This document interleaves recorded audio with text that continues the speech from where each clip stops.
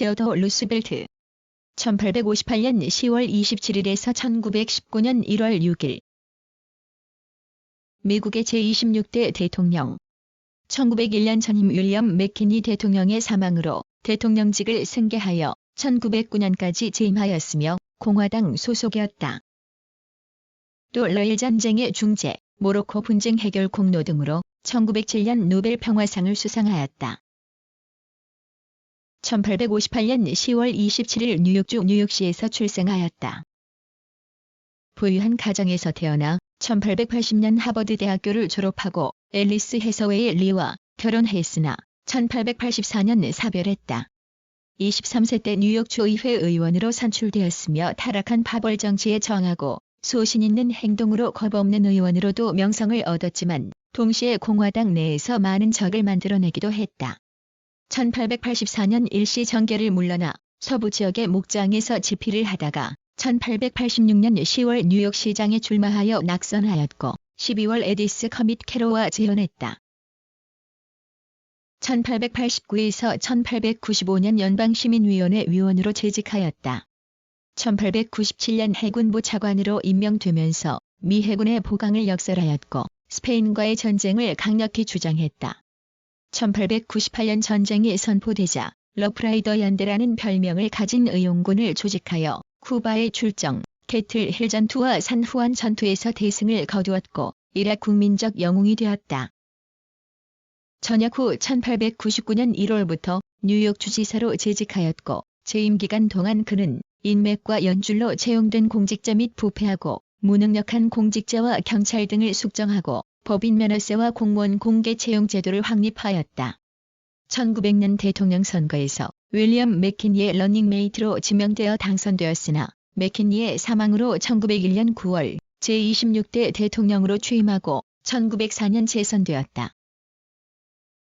대통령 재임 기간 동안 그는 특정 집단에 대한 특혜를 방지하기 위해 정부가 나서 경제 주체 간의 갈등을 해결하는 조정자의 역할을 수행해야 한다는 신념을 견지했다.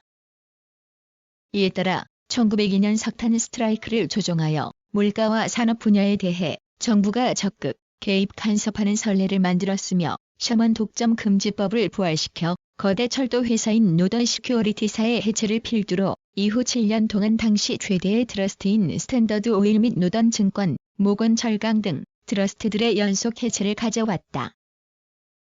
그 밖에 철도 회사의 리베이트 관행을 금하는 엘킨스법, 철도 회사 운임을 규제하는 해번법, 식육업체를 비롯한 식품 재벌들의 비리를 막기 위한 육류검사법 및 인스펙트 액트 및 식품의약규제법 등을 입법함으로써 국민들의 반재벌 정서에 부합했으며 대통령의 위상도 높이게 되었다.